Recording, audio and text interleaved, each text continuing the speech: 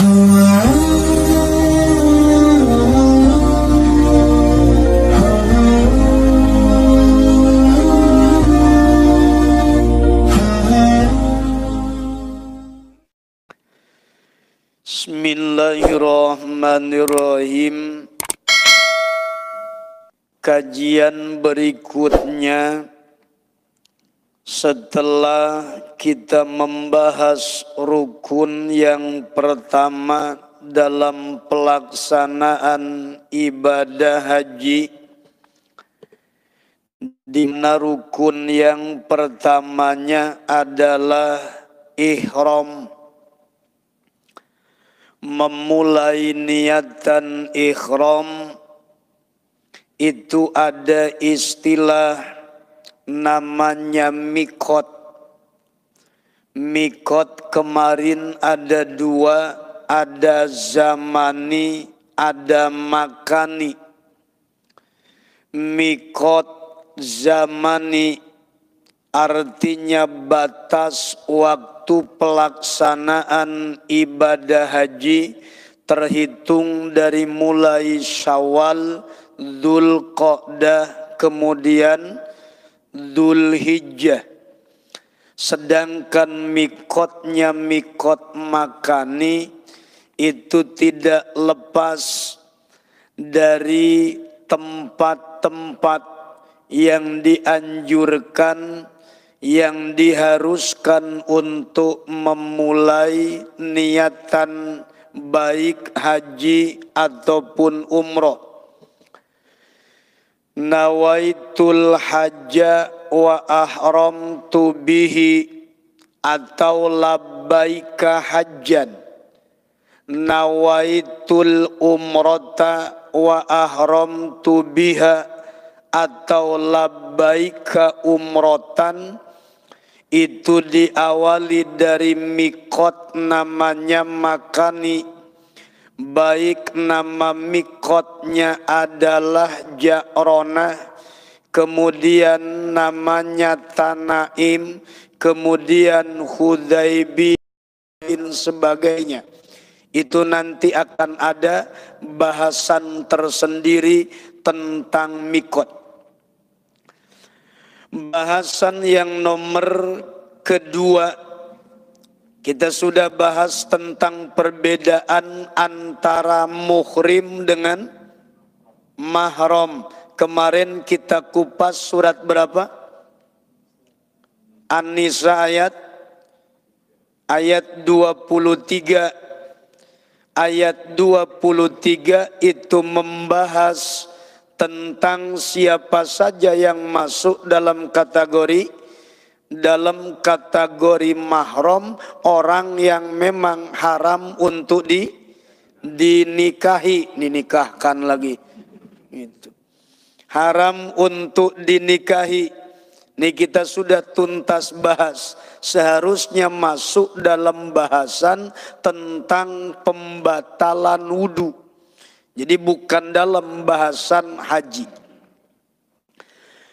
Wasaniha, bahasan rukun yang nomor kedua.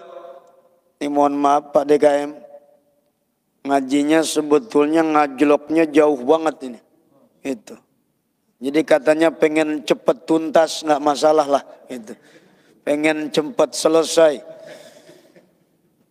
Jadi mumpung eventnya event haji, katanya requestnya pengen bahasan haji. Sekalian hitung-hitung irit biayanya, biaya apa? Manasik. Biaya manasik konon per kepala 3,5, 3,4. Jadi kalau Bapak suruh manasik 3 hari, berarti jatah untuk KBIH itu 3,4 larinya ke KBIH. Gitu. Jadi kalau Bapak kemudian ingin irit, Pak mohon maaf saya nggak ikut manasik karena memang sudah ada kajian khusus. Itu di masjidnya Ulia Al-Maskiri, tolong dikurangi biaya manasik. Kalau boleh itu. Paling kata orang KBIH enak aja jatah kita katanya mau diambil. Itu. Wal wukufu bi Arafata, nomor kedua daripada rukunnya rukun haji adalah wukuf di padang Arafah. Wukuf di padang Arafah ini ngapain? Jawabannya wukuf di padang Arafah adalah al-hudur bi juz'in min ardi Arafata wa in kana maron fi tolabi abikin wa nahwi. Dikatakan wukuf di padang Arafah itu adalah hadir, berada di sebagian dari tanah Arafah. Nanti ada batasan tanah Arafah, sebelah barat, sebelah timur, utara, selatan, batasnya mana? Yang jelas batasan-batasan tanah Arafah itulah yang kemudian orang boleh duduk untuk hadir di padang Arafah walau hanya melewati dalam rangka mencari budak hamba sahaya yang melarikan diri. Duduk diam enggak? Duduk diam tidak, tapi cuma sekedar keliling-keliling doang. Ngubek-ngubek nyari yang hilang. Mungkin tersesat. Makanya saya bilang yang namanya umroh itu boleh dibilang harusnya memang orang yang tahun ini mau berangkat udah ngalamin umroh duluan. Sekalipun memang yang wajib tuh haji dulu. Sekalipun yang wajib haji dulu, karena bicara sepakat ulama tidak ada perbedaan tentang wajibnya haji, tetapi umroh masih ikhtilaf. Namun sebagai penjajakan, sebagai kemudian permulaan untuk menguasai medan, menguasai tempat, paling tidak orang tuh ada pengalaman naik ke bukitnya Bukit Arafah, kemudian berkeliling di padang Arafah, batasnya sampai mana saja, ketika kemudian dia bersama istri, bersama keluarga, insya Allah sudah nguasain medan. Gitu. Jadi pentingnya penjajakan untuk orang bisa beribadah. Pak, kenapa saya bilang mesti berawal latihan itu dari umroh? Bapak umroh tidak sah. Misal, umroh tidak sah. Satu kali Bapak umroh, mohon maaf, andaikan di Mekahnya 5 hari, dari waktu umroh 8 hari, atau 9 hari, atau paling lama 12 hari. Ini biasanya kan umroh 9 atau 12. Itu biasanya ada di kota Mekah tuh 5 hari. Kalau 1 harinya Bapak gagal umroh, misal 1 hari gagal umroh, nggak sempurna tawafnya gitu, nggak sempurna kemudian pelaksanaan sa'inya dari Sofa war Marwahnya, andaikan Bapak gagal masih ada kesempatan untuk 4 hari berikutnya. Tinggal Bapak keluar ngambil mikot untuk umroh yang kedua kali. 2 kali gagal, Bapak masih ada kesempatan di hari ketiga. Andaikan masih di Mekah, ambil lagi mikot. 3 kali gagal, kebangetan. Bapak manasik gimana sih? Sampai 3 kali umroh gagal, masih ada kesempatan. Tapi kalau Bapak haji, mohon maaf, gagal tahun ini, kira-kira diulangnya tahun kapan? Ayo. Saya tanya, diulangnya tahun kapan? Hah? Yang plus langsung. Oh, itu mah namanya puroda. plus undangannya undangan tuan raja. Raja mana yang undang kita? Masa haji undangan raja jadi 200 juta lebih sih? Katanya undangan. Malah bayarnya mahal bener. Bapak melakukan ibadah haji jika mohon maaf rukunnya ketinggalan, kalau wajib masih bisa dibayar pakai dam. Kalau wajib masih bisa dibayarnya bayar denda. Tapi kalau rukun, sesisanya rukun haji masih tetap terus harus dikerjakan. Tetapi mohon maaf, hajinya mesti tetap masih dikodok tahun depan. Kalau tahun depan ada kesempatan. Tapi kalau tahun depan nggak ada kesempatan mau gimana? Ya duitnya ada, tetapi kan gilirannya belum tentu. Ya kemudian boleh dikatakan kesempatannya ada, gilirannya kapan tahu kita berangkat. Pokoknya yang jelas yang namanya Kementerian Agama udah tahu kita berangkat pasti apa? Pasti hajinya sah, padahal belum tentu sah. Itu andaikan melanggar rukun-rukun haji maka dianggap hajinya tidak sah, ngulang 10 tahun berikutnya. Waduh repot.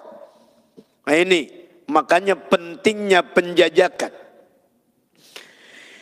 Kata Nabi sallallahu alaihi wasallam, li'annahu alaihi salatu wassalam amara munadiyan. Dalam pelaksanaan umroh, dalam pelaksanaan haji mohon maaf, Nabi telah memerintahkan seseorang untuk menyerukan al-hajju arafah. Al-hajju arafah, yunadi al-hajju arafah, al-hajju arafah.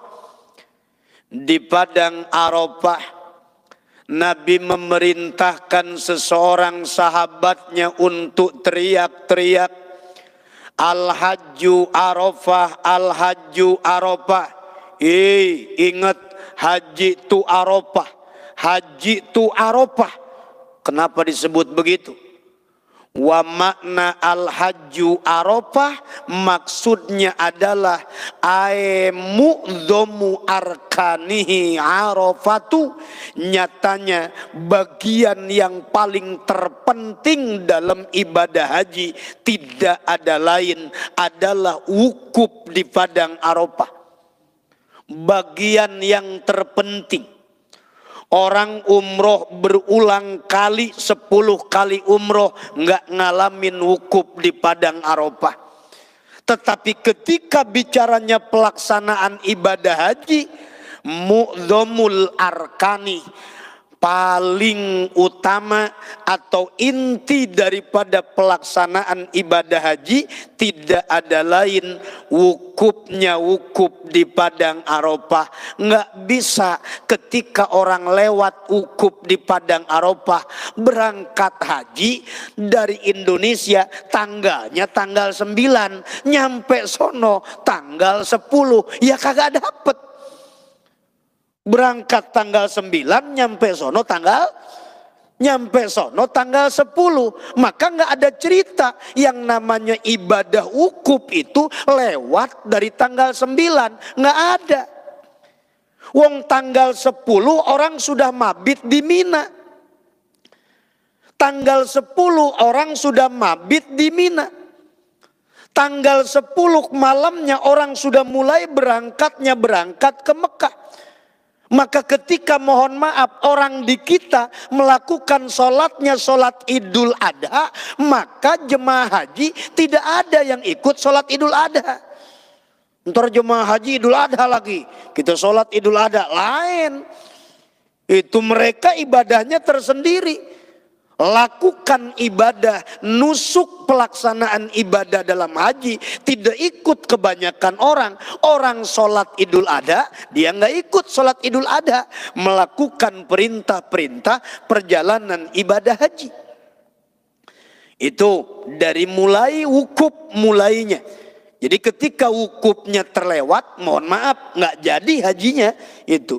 Tetapi sesisanya pelaksanaan ibadah haji masih tetap harus diteruskan. Nggak boleh berhenti di tengah jalan. Maksudnya kagak dapat wukuf misal. Dia nggak dapat wukuf. Saat dia nggak dapat wukuf, dia bilang, wah kagak dapat wukuf. Kita hajinya juga kagak sah, udah berhenti aja lah. Nggak bisa. Jadi walaupun wukuf dia nggak kebagian, tetapi sesisanya rukun setelah wukuf mesti tetap harus dilanjutkan. Lihat di dalam syarah kitab Riyadul Badiahnya.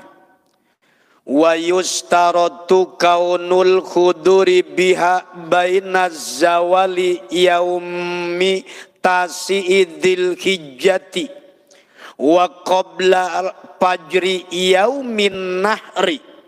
Perhatikan, kapan waktunya orang wukuf di padang Arafah. Wukuf di padang Arafah. Ini pernah saya bilang Bapak ketika manasik haji, kalau toh memang ingin benar-benar paham lengkap, sudah bawa saja kitab Riyadul Badiahnya. Bawa saja kitab Riyadul Badiahnya untuk pelaksanaan ibadah haji. Sudah Pak, insya Allah aman.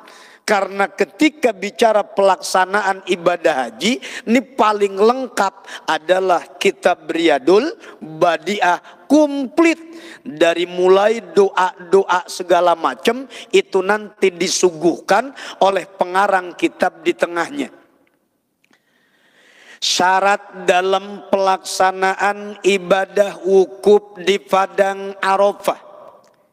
Kaunul khuduri biha. Disyaratkan orang yang hadir di padang Arafah itu mereka hadir baina zawali yaumi tasi'idil hijjati, dimulai di antara matahari tergelincir habis zuhur. Kalau matahari zawal tuh habis zuhur. Kalau sebelum zawal berarti belum masuk zuhur. Tapi kalau sudah zawal matahari tergelincir masuk waktu sholat zuhur. Manakala bayangan seseorang yang tadinya menghilang karena matahari ada di tengah-tengah, tiba-tiba bayangan ada sedikit ke arah barat, namanya zawal. Tergelincir. Hitungan orang wukuf di padang Arafah dari mulai ba'da zuhur, yaitu ketika sudah terjadi zawal tanggal 9 Tasi'idil Hijjah, tanggal 9 bulan haji. Ini Pak, tanggal 9 haji.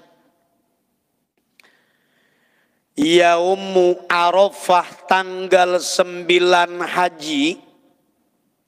Ini adalah ketetapan pelaksanaan daripada wukuf yang tidak bisa mundur, tidak bisa maju. Tidak bisa dilakukan tanggal 8, nggak bisa dilakukan tanggal 10. Kenapa sebabnya? Sama seperti halnya ibadah sholat. Inna sholata kanat alal mu'minina kitabam mauquta. Sholat ada ketetapan waktunya. Maka ibadah haji pun berlaku ketetapan waktu. Ibadah haji berlaku ketetapan waktu. Segala ibadah itu bicaranya adalah waktu. Dan ternyata waktu yang dipakai bukan Masehi Pak. Yang dipakai adalah Hijriah. Seluruh ibadah yang menjadi rujukan waktunya adalah Hijriah. Bapak sholat, kemudian kita puasa, kemudian zakatnya, hajinya, semua berdasarkan waktu. Tidak tepat waktunya, maka pelaksanaan ibadah pun tidak akan bisa sah. Sama kayak halnya orang melakukan sholat Jumat. Sholat Jumat mau dibikin 3 sip juga boleh, Pak. Asal memang ada di waktu zuhur. Andaikan kantoran punya karyawan, misal karyawannya ada 3.000, tapi masjid untuk menampung Jumatan cuma 1.000, berarti harus dibikin berapa, Pak? Harus dibikin 3 sip. Sip yang pertama dari jam 12 ke jam 1, sip kedua dari jam 1 ke jam 2, sip ketiga dari jam 2 ke jam 3. Itu cakep banget. Bahkan saya bilang, saya lagi nyari yang begitu, Pak. Ya gak, Pak Surya? Lagi nyari yang sip-sipan kayak begitu, kagak nemu. Itu. Ah, iya. Sampai 3 kali Jumatan kita. Nah, seharusnya di kita juga begitu. Ulia Al-Maskiri jam 12 sampai jam 1. Alasindo dari jam 1 sampai ke jam 2. Kan cakep banget. Dari sini cuma lari ke situ. Dari situ kemudian pindah ke Darul Wasi'ah. Jam berapa? Jam 2 sampai jam 3. Kan cakep, Pak. Itu. Jadi asalkan memang tepat di waktunya, waktu zuhur, boleh. Mau dibagi 2 sip, mau dibagi 3 sip juga. Yang penting jangan keluar dari waktunya. Tuh. Jadi ibadah tuh kalau udah tahu ilmunya kayak gitu, Pak. Nggak ada yang sifatnya berat, nggak ada. Ringan saja ibadah tuh, asal memang tahu ilmunya. Dari semenjak tergelincirnya matahari tanggal 9 Dzulhijjah sampai kapan? Wa qabla fajri yaumin nahri, sampai sebelum terbitnya fajar di hari raya Idul Adha. Tuh. Sampai sebelum terbitnya fajar, sampai sebelum masuknya waktu subuh. Sebelum masuknya waktu subuh, harinya hari Lebaran tanggal 10. Cuma kan nggak mungkin orang selamanya di situ, Pak. Ada yang ngambilnya dari zuhur sampai kemudian ke asar. Ada yang ngambilnya dari asar sampai kemudian ke maghrib, ke isya. Tidak mutlak harus selalu duduk di situ. Toh ada waktunya orang tuh berangkat ke Mekah untuk melakukan tawaf. Berangkat dia ke Mekah untuk apa? Dan berangkat dia ke Ka'bah untuk melakukan tawaf. Sama di malam itu juga. Di malam itu berangkat untuk melakukan tawaf, melakukan ibadah sa'i, itu dilakukan di situ. Baru kemudian setelah itu di tanggal 10-nya harus sampai ke Mina. Bapak bayangin fisik waktu itu kayak gimana, Pak? Makanya pelaksanaan ibadah haji yang terberat tuh 5 hari doang. Dari mulai tanggal 9, 10, 11, 12 sampai 13, 5 hari gondal-gendol tuh, Pak. Nggak pakai daleman gitu. Itu pelaksanaannya. Ngitungnya cuma 5 hari. Wa ayyakuna ba'da niyatid dukhuli bin nusuki bil qalbi. Dan dipastikan wukuf di padang Arafah dilakukan setelah dia niat masuk dalam ibadah haji dan umroh di dalam hati. Orang yang memang melakukan ibadah wukuf, jangan lupa niatnya kan diduluin tadi.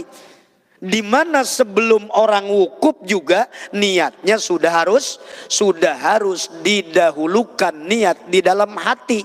Takutnya baru sebatas niatan lewat lisan. Labbaika hajjan, labbaika umrotan, al nawaitul hajja wa ahramtu bihi, baru sebatas di lisan. Padahal ukuran niat di mana? Ukuran niat itu di dalam hati. Ada lagi syaratnya wukuf di padang Arafah ada.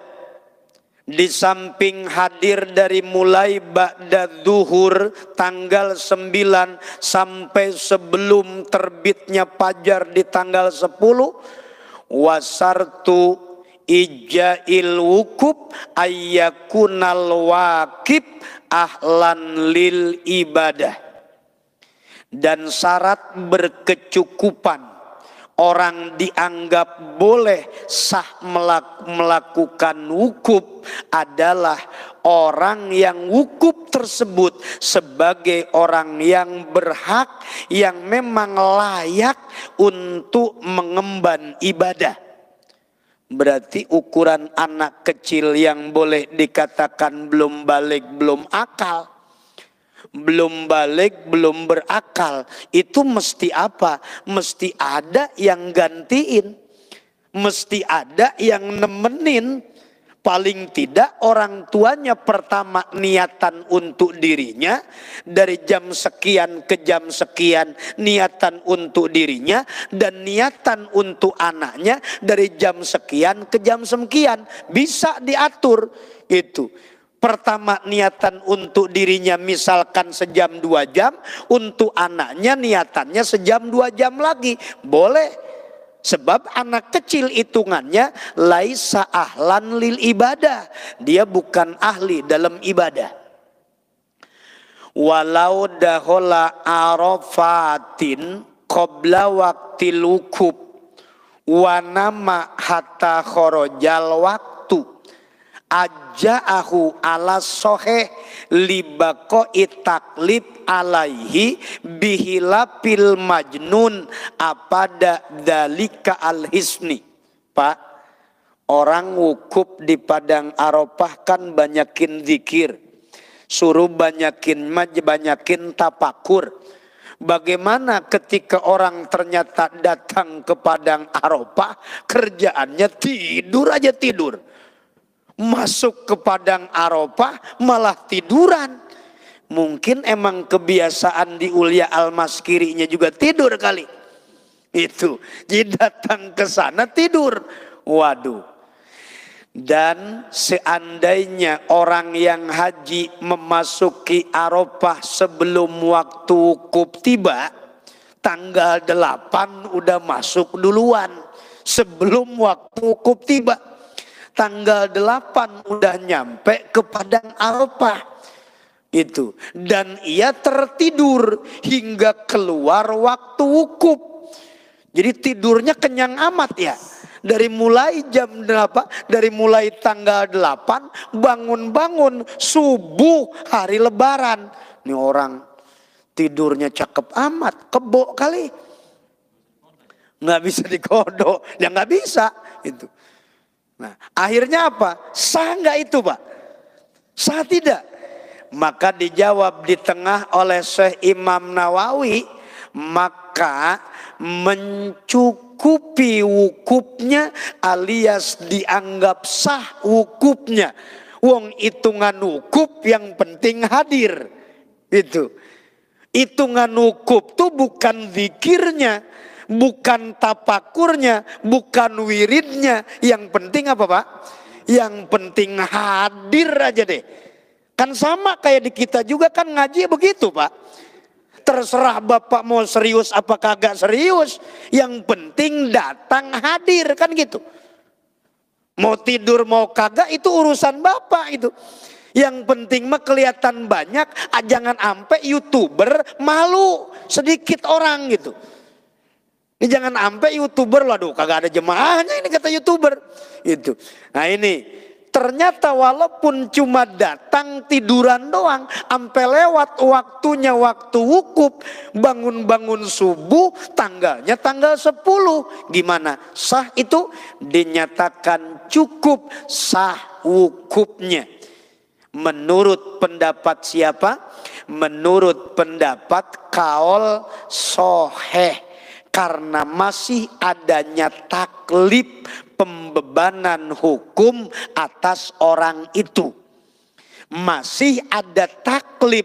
Orang yang tidur mah masih ada taklif, dianggap waras. Berbeda ketika orang datang wukuf di padang Arafah, ternyata yang tadinya mau niatnya niat wukuf, gila. Saking kebanyakan orang, gila apa?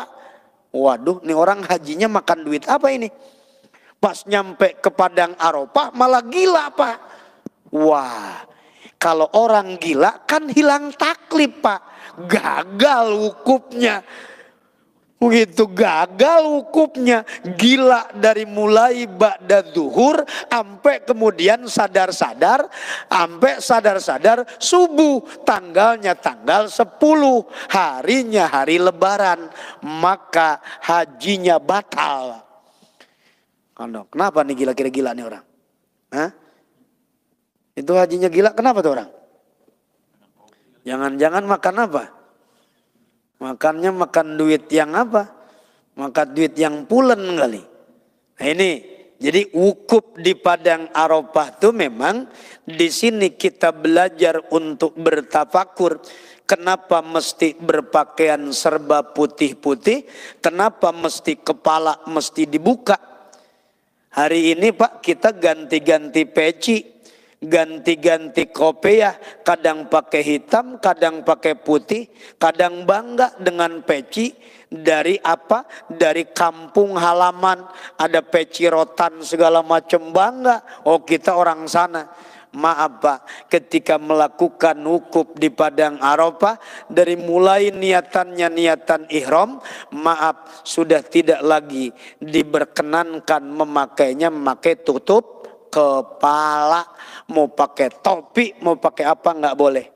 Di hadapan Allah dengan serba putih, pakaian cuma 2 helai, kepala tidak ada tutup. Nggak kelihatan orang pangkatnya jenderal, nggak kelihatan orang pangkatnya pangkat kopral, nggak kelihatan orang kaya orang miskin. Wong sama saja di hadapan Allah, merendahlah. Di hadapan Allah merendah. Jangan petang-tang peteng-teng. Jangan angkuh, jangan sombong. Semua orang dikumpulkan di tempat yang sama.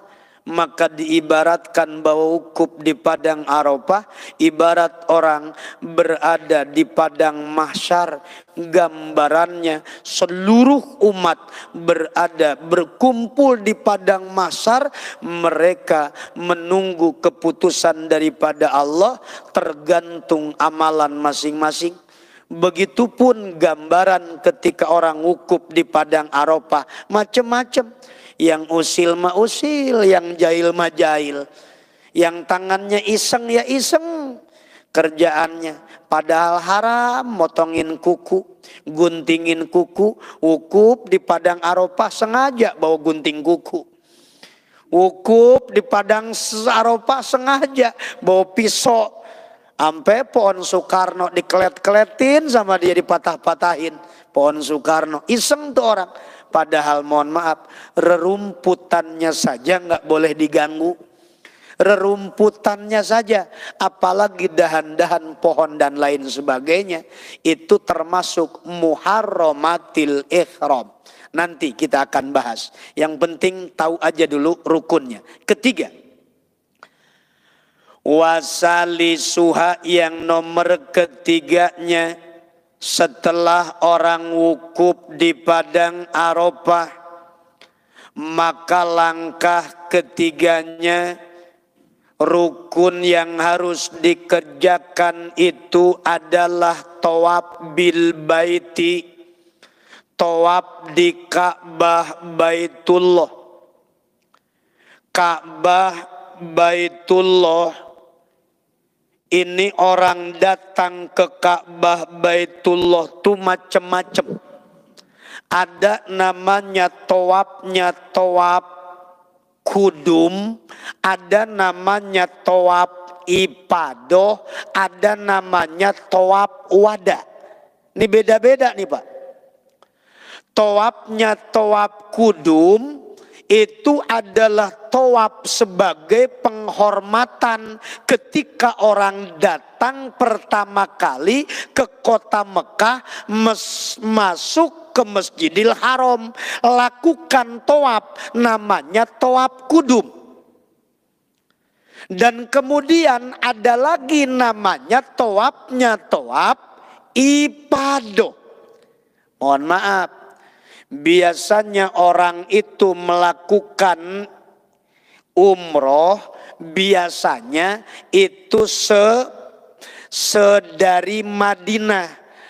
Karena Nabi mencontohkan bahwa tawaf itu bahwa pelaksanaan umroh itu dari Madinah, banyak para ulama yang mengkait-kaitkan bahwasanya umroh itu sunnahnya dari Madinah. Jadi mereka itu ke kota Mekah cuma datang doang Pak. Ke kota Mekah cuma datang doang, kemudian sebagai penghormatan lakukanlah tawafnya tawaf kudum, tawaf penghormatan ketika datang ke kota Mekah. Tapi dia tidak kemudian melanjutkan pekerjaan sa'i. Tidak melanjutkan pekerjaan sa'i antara Safa dan Marwah. Kenapa? Karena itu bukan apa? Karena itu dia tidak niat untuk ihram umroh. Karena mereka biasanya datang ke kota Mekah, kemudian besoknya naik bis untuk menuju kota mana? Menuju kota Madinah. Di Madinah dulu 3 hari, baru dari Madinah mereka niat datang ke kota Mekah untuk apa? Untuk melakukan ihram, melakukan namanya umroh. Biasanya begitu. Jadi sekalipun udah datang duluan ke kota Mekah, tetap aja umrohnya nanti. Itu umrohnya nanti sehabis dari Madinah. Nah, sehabis dari Madinah baru mereka kemudian melakukan niatan untuk umroh. Jadi kebanyakan orang-orang yang ibadah umroh ambilnya dari Madinah, baru ketika baru datang tawafnya tawaf kudum. Dalam pelaksanaan ibadah haji, dalam pelaksanaan kemudian umroh ada istilah tawaf ifadah. Ya, tawaf ifadah itu adalah tawaf bagian daripada rukun. Tawaf bil baiti di Ka'bah Baitullah al-musamma bil ifadah wa birrukni wa biziyarati wa bisodri. Nah, lihatin. Tawaf di Ka'bah Baitullah yang dinamakan tawaf ifadah atau namanya tawaf rukun, dan tawafnya tawaf ziarah atau namanya tawafnya tawaf sodar, tawafnya tawaf permulaan. Ini berdasarkan firman Allah Subhanahu wa taala di surat 22 Al-Hajj ayatnya ayat 29. Wal yatawafu bil baitil atik, dan hendaklah mereka melakukan tawaf berkeliling rumah yang tua itu Baitullah. Wal yatawafu bil baitil atik. Di sini bahasanya Baitil Atik itu rumah tua, padahal bukan rumah tua. Berdasarkan ayat yang lain, inna awwala baiti wudi'a linnas lalladzi bibakkata mubaraka wa hudal lil alamin. pertama kali bangunan rumah ibadah yang dibangun itu, awala baitin wudi alinas, adalah Ka'bah Baitullah yang dikenal laladzi bibakkata. Kota Mekah dulu dinamakan Bakkah, bukan Mekah. Kenapa dikatakan Bakkah? Berasal dari kata baka, artinya tuh menangis. Tidak ada orang yang datang ke Ka'bah Baitullah melainkan mereka semuanya menangis. Jadi kalau ada jemaah yang datang masuk ke kota Mekah kemudian tawaf di Ka'bah Baitullah kagak nangis, keras bener hatinya Pak. Keras bener hatinya.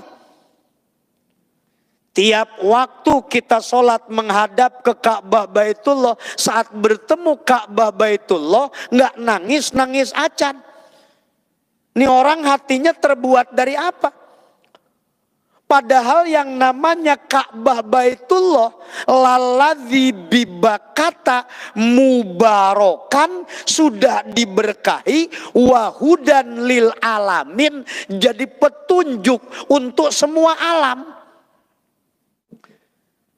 Kita ini Pak, menghadap itu bukan ke barat, bukan.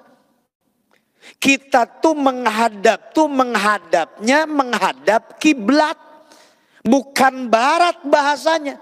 Memang kebenaran aja kita di Indonesia seolah-olah menghadap tuh kemana? Ke arahnya ke arah barat. Tetapi intinya yang memang kita hadapi itu adalah Ka'bah Baitullah, di mana sumber keberkahan dan kemudian petunjuk wahudan lil alamin itu di Ka'bah Baitullah. Berapa banyak orang Pak yang mendapatkan hidayah dengan Ka'bah Baitullah, simbol kesatuan umat. Saya tanya, kira-kira mau menyatukan umat di masjid mana? Mau nyatuin umat di masjid mana Pak? Wong masjid kok katanya milik DKM, wong masjid kok miliknya milik pengurus. Semua orang berbangga-bangga dengan masjidnya, berbangga-bangga dengan kelompoknya, berbangga-bangga dengan golongannya. Jadi zaman sekarang mau menyatukan umat itu lewat mana? Kalau bukan dengan satu kiblat. Makanya di sini ikrar kalimat tasdik itu raditu billahi robban wabil islami dinan wabi muhammadin nabiyan wa rasulan wabil qur'ani imaman wabil mu'minina ikhwanan. Kelima, wabil ka'bati kiblatan. Ka'bah itu kiblat kita Pak. Ente mau masjid mana punya silahkan, mau ngaku punya masjid yang paling hebat silahkan, tapi kiblat kita tetap satu Pak. Itulah simbol persatuan. Karena kiblat kita sama gitu, mohon maaf, kiblatnya yang sama itu, bukan yang lainnya. Mungkin bicara ajaran beda-beda, bicara paham beda-beda, bicara keilmuan berbeda-beda, wong beda-beda sumber. Itu beda-beda referensi, kadang sulit untuk mempersatukan. Tapi bicaranya kiblat, mau pindah ke kiblat mana? Wong Nabi aja selama hampir 17 bulan menghadap ke Baitul Maqdis. Qad naro taqalluba wajhika fis sama. Aku melihat engkau Muhammad selalu menengadah ke langit, nungguin turun datangnya wahyu pemindahan kiblat. 17 bulan Rasul menghadap ke kiblatnya Baitul Maqdis, ditungguin supaya bisa ada wahyu yang kemudian menunjukkan perpindahan. Sampai ketika datang perintah untuk kemudian Nabi pindah. Palanuwaliyanaka kiblatan tardoha, aku akan palingkan kau kepada kiblat yang kau sukai. Maka al-ana, sekarang, pawali wajhaka satrol masjidil haram, arahkan solatmu, ibadahmu ke Masjidil Haram. Jadi intinya apa? Intinya kiblat ini simbol kesatuan umat, simbol kekuatan dunia, bahkan hudan lil alamin. Bicaranya hudan lil alamin. Berapa banyak orang yang tersadarkan, yang luluh hatinya, sekeras apapun dia, sekeras apapun hati orang, tapi ketika datang ke Ka'bah Baitullah, luluh hatinya Pak. Kita malah yang biasanya lembut di masjid, hatinya di masjid suka tenang, damai, kok jadi malah ketika ketemu Ka'bah Baitullah nggak nangis, lucu itu, bengong. Ngelihat apa Pak? Nggak, saya nggak ngelihat apa-apa. Waduh, bahaya nih orang. Ini jangan-jangan ketika umroh, ketika hajinya boro-boro mikirin walimatus safar. Nggak usah lah walimatus safar, ngapain? Buang-buang duit. Gitu kan. Orang kita tuh kadang-kadang ibadah tuh nggak usah bilang-bilang. Betul nggak? Yang nggak bilang-bilang tuh sedekah. Sedekah mah memang nggak bilang-bilang. Tangan kanan bersedekah, tangan kiri jangan boleh tahu. Itu sedekah. Nggak ada ceritanya. Ibadah haji jangan bilang-bilang. Siapa yang bilang? Keterangannya dari mana? Ada sekelompok orang yang mengatakan haji nggak usah walimatus safar. Haji nggak usah kemudian ngadain syukuran, ngadain selamatan, nggak usah pakai doa bersama, nggak usah salam-salaman sama warga. Terserah, terserah sajalah. Kalau memang ilmunya begitu silakan pakai. Tetapi saya pribadi mengatakan bahwa yang namanya haji bicaranya adalah wabdullah. Kita ini delegasinya Allah. Minimal maaf satu RT satu RW aja mah tahu kita berangkat. Wong kita delegasinya. Suruh doain, ya Allah jemaah Ulya Al-Maskiri, ya Allah jemaah RT, ya Allah jemaah RW, kan begitu. Jadi intinya kita tuh adalah delegasinya, biar terasa bahwasanya gitu kita mewakili semua orang yang ada di kampung kita. Doain satu kampung itu. Wong Nabi aja ketika Umar mau berangkat umroh, ya ukhoya, kata Nabi, wahai saudaraku, janganlah kau lupakan aku dari doa-doamu. Wong Nabi aja nitip doa. Emang bapak nitipnya nitip jam-jam mulu, jam-jam. Nitip jam-jam ya. Gitu. Enggak ada lain. Padahal di Tanah Abang banyak. Nitip jam-jam mulu. Gitu. Nitip tasbih uka-uka ya katanya. Begitu mulu. Nitipnya tasbih uka-uka lagi. Ampun deh. Itu. Biasanya nggak pakai tasbih juga makin nitip tasbih lagi. Gitu. Sekalian apa? Yang agak mahalan, gamis, gitu. Jadi intinya tuh yang mempersatukan kita itu adalah kiblat. Makanya kiblat itu dipindahkan, asalnya dari Baitul Maqdis, kemudian kiblat berpindah ke Baitullah, berpindah ke Ka'bah. Intinya yang beriman mesti akan mengikuti Nabi, tetapi yang ngeyel, munafik atau Yahudi, ya tetap mereka tidak akan pernah mengikuti Nabi. Apa-apaan Muhammad kok pindah kiblat katanya. Ini kan untuk menguji. Ya kita sekarang kiblatnya adalah Ka'bah Baitullah. Itu simbol kesatuan umat. Fayajibu kaunuhu ba'dal ikhrami wal wukufi.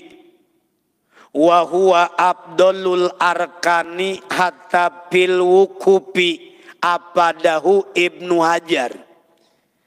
Kata Ibnu Hajar Al-Haytami, beliau mengatakan bahwa pelaksanaan daripada tawaf ifadah itu setelah niatan ihram dan setelah pelaksanaan wukuf. Setelah pelaksanaan niat ihram dan pelaksanaan wukuf.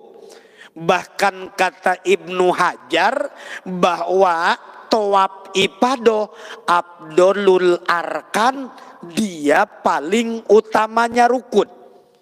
Kenapa sebab coba? Yang paling utama rukun itu adalah tawaf. Katanya tadi hadis mengatakan al-haju Arafah. Haji itu katanya Arafah. Kenapa jadi kemudian yang paling utama dari rukun itu adalah tawaf? Jawabnya, satu-satunya pelaksanaan ibadah haji yang dianjurkan orang punya wudhu hanya tawaf. Kok jadi gitu? Wukuf mah bapak nggak punya wudhu juga nggak apa-apa. Yang tadi tiduran dari tanggal 8 sampai kemudian tanggal 10 kagak punya wudhu, meren. Kagak sah nggak punya wudhu, nggak masalah. Wukuf di padang Arafah tidak mesti punya wudhu. Kemudian orang sa'i nggak perlu punya wudhu. Bahkan ketika tengah-tengah sa'i pengen ngencing dulu boleh nggak? Lagi sa'i lari-lari nih, gitu. Sopak marwah, pengen ngencing dulu boleh nggak? Boleh. Oh nggak dianjurkan wudhu kok. Jangankan ngencing buang hajat dulu juga nggak apa-apa. Asal dihitung tamat saja hitungannya 7, gitu kan? Itu kan? Nggak kelupaan lagi ntar. Jadi ketika sa'i nggak punya wudhu nggak masalah. Wukuf di padang Arafah nggak punya wudhu nggak masalah. Tetapi ketika tawaf kelilingnya keliling Ka'bah Baitullah itu harus punya wudhu. Andaikan nggak punya wudhu batal, ulangin muternya. Kenapa? Satu-satunya ibadah yang harus suci dalam ibadah haji ya tawaf. At-tawaf bimanzilati sholat. Jadi tawaf itu ukurannya sama dengan sholat. Sholat orang harus punya wudhu, maka ketika tawaf pun harus punya wudhu. Paham ya Pak? Jadi jangan sampai ketika tawaf nggak punya wudhu, harus punya wudhu, batal, ulangin lagi. Waduh udah 6 lagi, tinggal 1 lagi, ya wayahnya. Ikut putaran dulu. Kalau kita berlawanan arah ya bahaya. Ikut putaran dulu. Mana ikut putaran, ke-6 putarannya batal. Mesti wudhu jauh lagi Pak. Balik lagi, lumayan. Makanya lagi-lagi ibadah haji itu fisik. Ibadah haji itu fisik. Makanya mau rajin goes nanti kalau udah pasti mau berangkatnya. Jangan dari sekarang. Lo sekarang goes 10 kilo jongol. 10 kilo goes mana gitu. Cianjur 2, Puncak 2. Wah, puncaknya Puncak 2. Nyampe tuh sampai 50 kilo, 60 kilo nyampe. Liatin ketika haji nanti. Pengen tahu kita mah. Sekarang Pak yang paling ripuh itu siapa? Yang paling ripuh itu kloter yang pertama. Berat Pak. Kenapa? Tenaga dihabiskan dari awal. Umroh lagi. Pas ketika kemudian ke Madinah ngejar arba'in segala macam. Pas di waktu hari haknya. Mau melakukan ibadah haji, lemes Pak. Makanya yang enak tuh yang baru datang.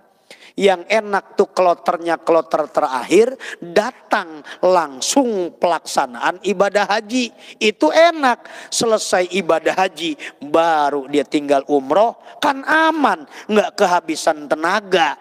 Itu. Jadi nggak kehabisan tenaga buat dia fit terus kondisinya. Tinggal umroh santai. Itu enaknya orang yang datang belakangan tuh. Bapak belakangan kan? Ya. Belakangan kan? Hah? Iya belakangan, tahu tahun berapa. Itu belakangan. Itu menurut Ibnu Hajar, jadi tawaf di Ka'bah di Baitullah alias tawaf ibadah itu rukun paling utama sekalipun dibandingkan wukuf di padang Arafah. Wa ayyakuna ba'dan tisopi lailatin nahri, dan dimestikan orang tawaf ibadah dilakukan setelah pertengahan malam hari raya kurban.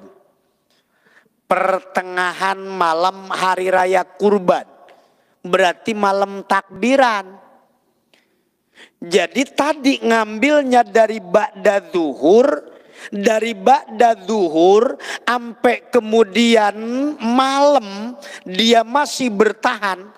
Atau enggak dari ba'da zuhur juga enggak masalah. Ngambilnya asar, ba'da asar sampai malam. Baru ketika malam dia berangkat menuju Ka'bah Baitullah. Di malamnya malam Lebaran alias malam tanggal 10 dia melakukan tawafnya, tawaf ibadah. Karena tanggal 10 siangnya dia harus sudah ada di Mina. Tanggal 10 siangnya dia harus sudah ada di Mina. Lontarnya lontar jumrohnya jumroh Aqobah. Baru kemudian nanti di Mina tuh tanggal 11, 12, 13 lontar jumroh ketiga-tiganya. Di tanggal 10 dia lontar jumroh cuma Aqobah doang. Nah ini dia harus paham nih.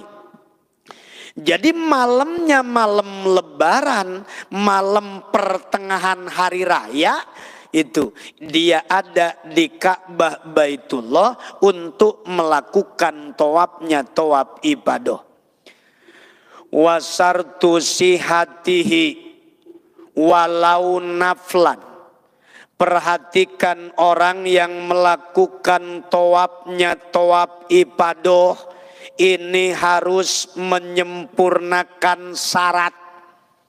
Maaf, yang namanya syarat itu bagian daripada sahnya ibadah. Sempurna syarat, sempurna rukun, maka ibadah dinyatakan sah. Apa yang disebut sah? Sah itu muwafaqatu dzil wajhaini syar'i. Sempurna syarat, sempurna rukun namanya sah. Apa yang dinamakan batal alias fasid? Mukhalifatu dzil wajhaini syar'i, kurang syarat, kurang rukun, maka dinyatakan batal, dinyatakan tidak sah. Paham? Itu sah dan batal. Mana sahnya dalam pelaksanaan tawaful ibadah?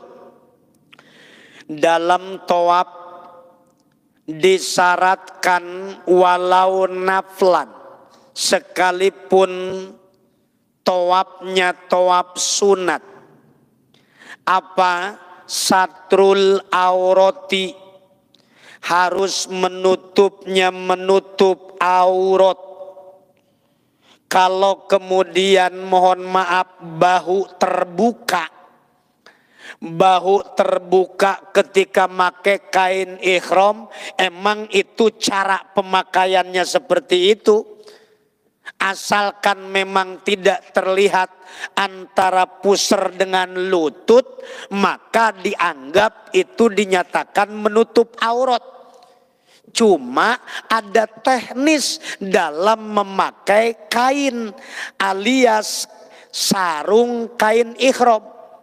Banyak orang yang memakai sarung kain ihram karena memang mohon maaf dia tidak disatukan ujungnya.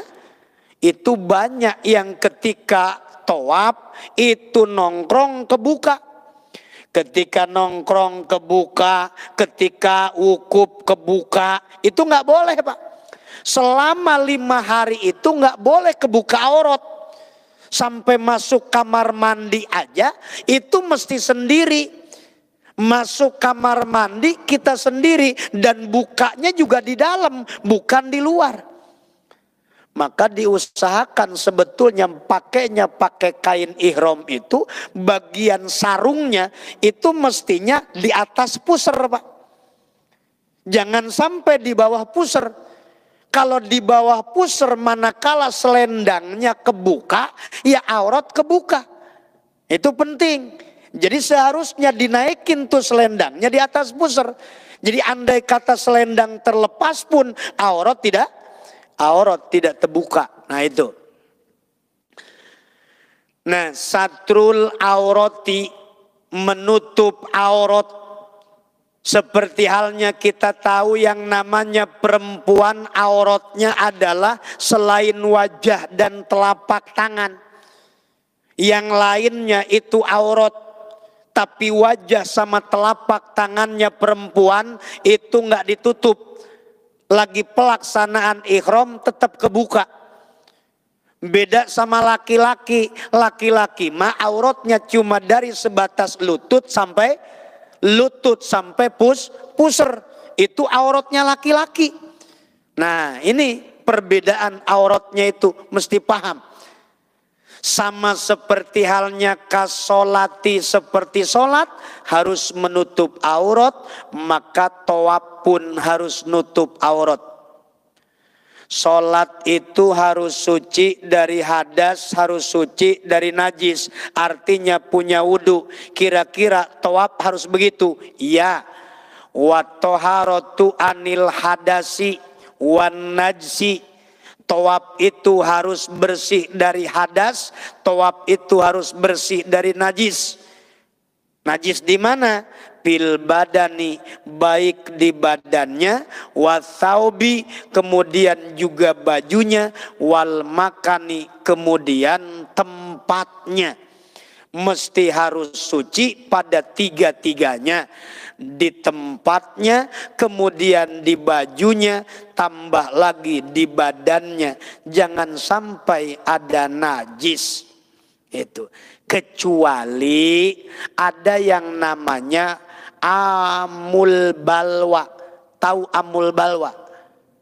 Amul balwa itu adalah semacam boleh dibilang kotoran yang tidak bisa dibuang, tidak bisa dibersihkan. Seperti banyaknya tai kotoran burung merpati di satu tempat yang nggak bisa dibersihin.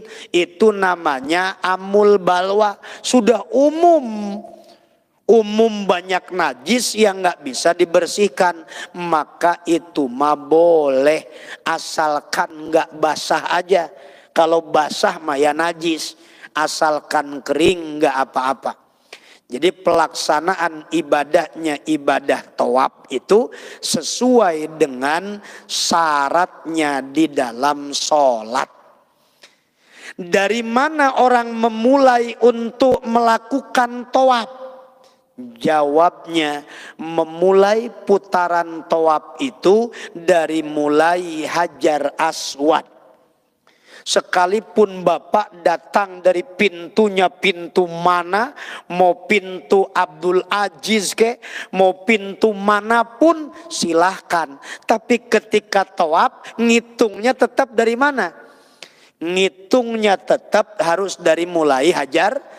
Ngitungnya dari mulai Hajar Aswad. Ayyabda'a bil Hajaril Aswad. Bahkan wa ayyaj'ala al baita ayyasari, Hajar Aswad harus ada di posisi bagian kiri. Awas, Hajar Aswad bukan kemudian menghadapnya dengan dada, tetapi Hajar Aswad posisinya samping kiri kita sejajar dengan Hajar Aswad. Jadi andaikan ketika tawaf Bapak mohon maaf terbalik, maaf nih, ketika tawaf ternyata dada malah begini, batal. Kesenggol sama orang yang tinggi Pak, lagi tawaf udah 6 mau dekatin 7, kesenggol kejeblok, begini, wah batal berarti. Ulang lagi dari 0. Makanya yang namanya tawaf tuh itu walaupun bahasanya lari-lari kecil, tetapi kan tetap pemanasannya itu ada. Nanti ada tempat-tempat tertentu pelan-pelan aja dulu kan gitu. Nah itu intinya tuh harus ada di posisi sebelah kiri. Dan naam yundabu istiqbalul hajar indabtidai, disunahkan menghadap wajah ke Hajar Aswad itu ketika hendak memulai. Ini namanya apa namanya Pak? Namanya kisbai. Kalau Bapak bisa mencium ya mencium gitu kan, dari kedekatan gitu. Kalau nggak bisa ya berarti dari kejauhan. Bismillahi Allahu Akbar, ngarana istilam. Namanya apa Pak? Istilam. Istilam tuh kalau kata kita mah kisbai, sejajar gitu kan. Bismillahi Allahu Akbar, lewat putaran pertama Bismillahi Allahu Akbar, lewat putaran kedua Bismillahi Allahu Akbar. Selalu ketika sejajar dengan Ka'bah itu istilam. Bahkan ada doa yang dibaca. Mana doanya? Doa yang dibacanya ini adalah Bismillahi Allahu Akbar, Allahumma imanan bika wa tasdikon bi kitabika wa wafaan bi ahdika wa tibaan li sunnati nabiyika Muhammadin sallallahu alaihi wasallam. Bahkan kalau ada kesempatan wa yuqabbiluhu in amkana takbiluhu, dan ia mencium Hajar Aswad jika memang memungkinkan. Kalau memungkinkan nyium Hajar Aswad silahkan. Tapi kan orang Indonesia mah kelewat baik. Orang Indonesia mah kelewat baik Pak. Apa kelewat baiknya? Ketika orang berebut nyium Hajar Aswad, apa dia bilang? Biarin nungguin sepi aja, biarin dia aja dulu. Ayo aja biarin dia aja dulu, Lah kapan kebagiannya? Nungguin sepi Hajar Aswad dari yang mencium, kira-kira kapan sepinya? Itu orang Indonesia kelewat baik. Padahal kalau ingin bisa nyium Hajar Aswad harus perjuangan. Ini jangan kemudian ketika mau ke karpetnya karpet hijau alias raudoh, sengaja di belakang aja, biarin dia dulu katanya. Ke karpet hijau dia dulu. Lah kagak maju-maju nih orang, harus dibawa juga. Ayo maju, ayo maju. Itu biasanya ikutin tuh. Ikutin mutawib. Ayo kita maju bareng-bareng. Kalau cuma sendiri-sendiri kalah kita. Maju bareng. Tuh, ikutin. Ini mah saking baiknya. Di Ulya Al-Maskiri juga kita karpet hijau kagak pernah rebutan katanya. Lain, Ulya Al-Maskiri kagak pernah rebutan karpet hijau. Ya bukan raodoh ini mah. Itu. Ini mah bukan raodoh, makanya nggak pernah berebut. Padahal depan kosong nggak pernah berebut kita. Ini. Jadi intinya orang berjuang untuk bisa mencium, untuk bisa kemudian menempel di Ka'bah Baitullah, ngejarnya ngejar raodoh butuh perjuangan. Jadi ibadah haji itu bagi mereka yang memang berjuang, ya resikonya mesti berdesak-desakan, resikonya mesti berhimpit-himpitan. Itulah bagian daripada suka dukanya perjuangan. Makanya pantas saya bilang ada doa itu. Ada doa yang diajarkan bahwa ketika pelaksanaan ibadah haji, ya Rabbi haji tamir pil ami ahli ma'i.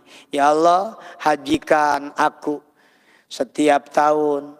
Mudah-mudahan ada kesempatan, tetapi ingin harapan haji itu usia jangan sampai terlalu tua, jangan sampai keburu pikun. Berikan kesempatan ketika haji mumpung masih muda, mumpung masih kuat. Itu permintaan kita. Kalau udah tua kan tahu sendiri Pak, fisik juga makin melemah. Fisik makin berkurang. Walaupun dalam kenyataannya aki-aki yang datang ke sana ada yang lebih kuat daripada anak muda. Itu nggak mustahil. Tergantung bagaimana amal masing-masing. Jam 9 sudah. Sejam setengah ngajinya ini. Ya lumayan lah, sejam setengah juga baru dapat 2 lagi. Mudah-mudahan ada manfaatnya. Pokoknya selama musim haji, insya Allah kita bahas terus bahasan tentang haji di kitab Riyadul Badi'ah. Itu saja untuk kajian kita malam ini. Mudah-mudahan ada manfaatnya, khususnya untuk pribadi saya dan umumnya untuk hadirin jemaah sekalian. Kita tutup dengan doa kifaratul majlis bersama-sama. Subhanakallahumma wa bihamdika asyhadu an la ilaha illa anta astaghfiruka wa atubu ilaik. Walaupun minkum billahi taufiq wal hidayah. Assalamualaikum warahmatullahi wabarakatuh.